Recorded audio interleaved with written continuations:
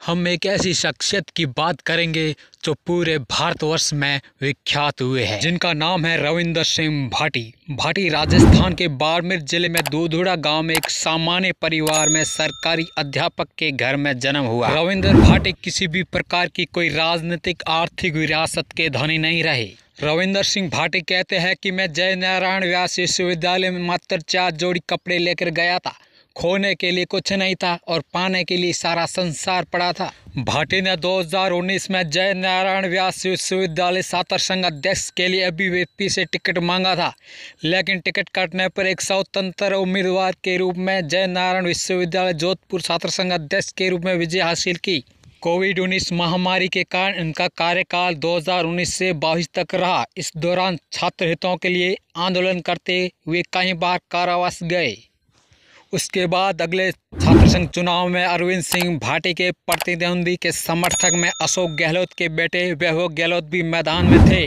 फिर भी रविंदर सिंह भाटी ने अरविंद भाटी को भारी बहुमत से जिताया था। यहाँ तक रुकने वाले नहीं थे, वे अपनी जन्मभूमि अपने विधानसभा की ओर पलायन कर शिव जनसंवाद यात्रा निकाली। भाटी की ये यात्रा भी राजस्थान भर में चर्चा का विषय रही। इस यात्रा के दौरान भाटी ने अपने विधानसभा क्षेत्र का आकलन किया और जगह जगह पर भाटी का जोरदार स्वागत किया गया। रविंदर भाटी का व्यक्तित्व, हाव भाव, व्यवहार, ठेठ मारवाड़ी अंदाज और राजस्थानी भाषा में आक्रामक रवैये के चलते लोगों के दिल में घर किया। राजस्थान विधानसभा के टिकट वितरण से कुछ समय पहले भारतीय जनता पार्टी को ज्वाइन किया। पार्टी ज्वाइन के समय टिकट को लेकर पूर्ण आश्वस्त थे, लेकिन अंतिम समय में रविंदर भाटी का टिकट काटा गया। रविंदर भाटी के साथ शिव विधानसभा की जनता ने भी निर्दलीय के रूप में ताल ठोकने का इरादा बना लिया था। अखंड भारतवर्ष की नज़र शिव विधानसभा पर थी। शुरुआत में बीजेपी और कांग्रेस को लगा कि 26 साल का लड़का छात्र संघ का अध्यक्ष जीत कर आया है,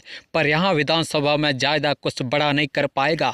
लेकिन भाटी ने विधानसभा के चुनाव प्रचार के कुछ दिनों बाद अपनी जीत का प्रचंड पथ का कारवा बना लिया था। राजस्थान ही नहीं बल्कि पूरे भारतवर्ष में किसी विधानसभा में चुनाव विकास के मुद्दों पर लड़ा वो लड़ाका था भाटी, जिसने जात पात धर्म मजहब से ऊपर उठकर ना व्यक्ति विशेष ना पार्टी विशेष पर टिप्पणी नहीं करते हुए विकास के मुद्दों पर चुनाव लड़ा और लड़ाके ने फतह हासिल की। रविंदर भाटी की 3 अमुक बात है जो पूरे भारतवर्ष में वायरल रही, जिसमें एक, भारत की राजनीति में पहली बार अपने मोबाइल नंबर सार्वजनिक मंच पर सार्वजनिक किए और कहा कि कभी भी किसी भी समय काम हो भाई को याद करना, भाई आपकी सेवा के लिए हमेशा हाजिर मिलेगा। दूसरी बात, रामचरितमानस पर हाथ रखकर सौगंध खाई कि मैं जीवन भर ईमानदारी के साथ काम करूंगा। तीसरी बात, वे जीतने के बाद प्रत्येक व्यक्ति, प्रत्येक ढाणी, प्रत्येक गांव तक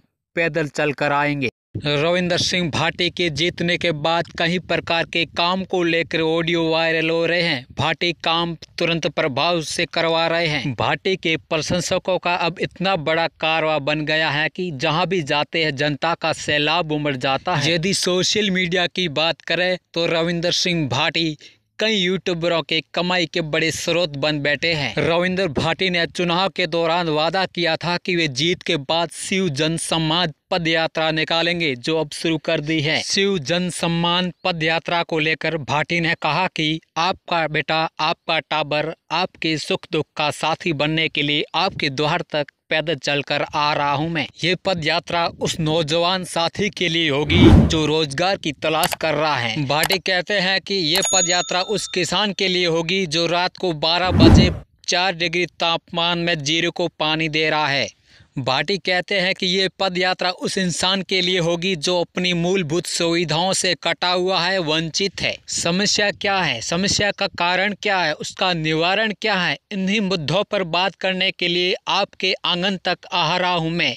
आपके हर सुख दुख में साथ था, साथ हूँ और साथ रहूँगा, ये विश्वास दिलाने आपके पास रविंदर भाटी मैं आ रहा हूँ।